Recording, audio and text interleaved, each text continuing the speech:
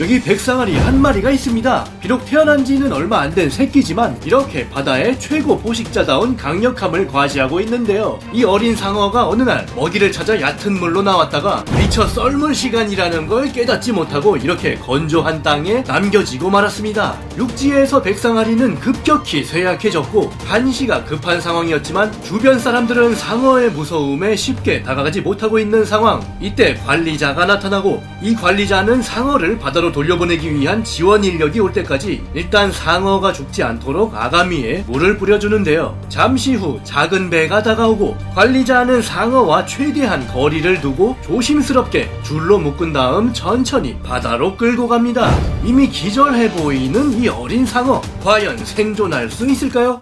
다행히 생사의 갈림길에서 삶을 되찾는 데 성공했습니다. 아마 아직 어려서 경험 부족으로 일어나게 된 실수라고 할 수 있는데요. 하지만 다 자란 상어는 다릅니다. 여기 이 다 큰 백상아리 한 마리가 무려 10m 크기의 혹등고래를 지금 혼자서 사냥하고 있습니다. 이 백상아리는 혹등고래 꼬리를 강하게 물어뜯었고 결국 출혈을 일으켰는데요. 고래가 출혈로 인해 점점 쇠약해지는 걸 느낀 백상아리는 이제 전략을 바꿔서 고래의 머리 쪽으로 올라가더니 고래의 머리를 자신의 체중으로 눌러버리고 있습니다. 바로 고래를 익사시키려는 작전인데요. 이후에도 백상아리는 50분이나 이어진 사투 끝에 결국 고래를 저세상으로 보내고 말았습니다. 이렇게 강력한 바다의 사냥꾼 백상아리. 그렇다면 백상아리는 과연 사람도 해칠까요? 상어가 영화에서처럼 사람을 습격한 적은 있지만 실제로 사람의 몸 전체를 다 잡아먹지는 않습니다. 대부분은 물어서 핥히고 가는 정도였고요. 가끔 죽은 사람들 역시 상어에게 심하게 물려서 죽은 거지 잡아먹혀서 죽은 건 아닙니다.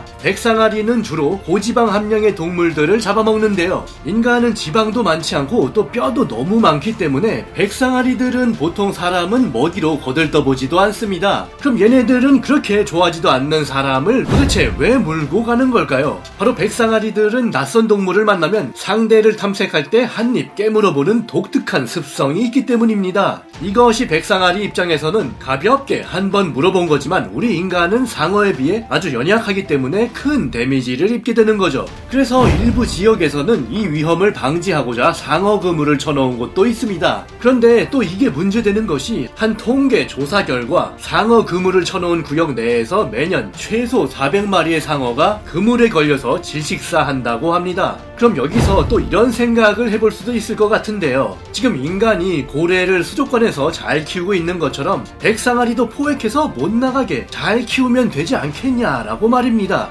하지만 고래의 경우는 한 번 키우면 몇 년이고 키우지만 백상아리의 경우는 과거 1955년 당시 세계 최초로 미국 캘리포니아의 한 수족관에서 백상아리의 사육을 시도했다가 겨우 하루 만에 죽어버리고 말았습니다. 훗날 1984년 캘리포니아의 유명한 몬트레이 베이 수족관에서도 역시 한 마리를 키워봤지만 11일 만에 죽었고요. 가장 최근에 백상아리를 사육한 일본 오키나와의 한 수족관에서도 2016년 당시 3.35m급의 백상아리를 전시하다 3일 만에 폐사했습니다. 그나마 가장 오랫동안 사육에 성공했던 건 2004년 미국에서 1.2m의 작은 상어 한 마리를 위해 무려 370만 리터의 바닷물을 투입해서 세계 최대의 수조를 제작했었는데요. 하지만 그 역시도 198일 만에 바다로 돌려보낼 수밖에 없었습니다. 그럼 도대체 그 강력한 백상아리가 왜 수족관만 들어갔다 하면 매갈이 없이 죽어버리고 마는 걸까요? 일단 첫 번째 이유는 백상아리는 매일 100km가량을 움직일 정도로 왕성하게 활동을 하는데 그에 비해서 인간이 제공하는 공간은 지나치게 협소하기 때문에 스트레스를 받는 겁니다.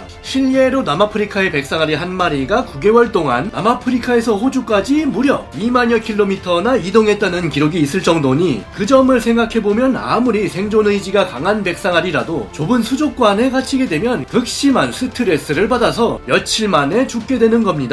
두 번째로는 백상아리의 호흡 방식을 보면 그들은 쉼없이 계속 헤엄을 치면서 아가미로 물을 빨아들이고 이때 물에 있는 산소를 여과하는 방식으로 호흡을 하는데요. 백상아리가 수족관에 제한된 공간에 있다 보면 헤엄을 치다가도 수족 끝부분만 가면 반대로 방향을 틀어야 되니까 자유롭게 빠른 속도로 헤엄칠 수가 없기 때문에 자연히 마시게 되는 산소의 양도 부족해지는 거죠. 그러니 백상아리는 드넓은 바다에서 놀아야지 아무리 강력한 강력한 바다의 포식자라도 강제로 사육당하게 되면 결국 죽게 되는 대단히 놀라운 반전이 일어나는 것입니다.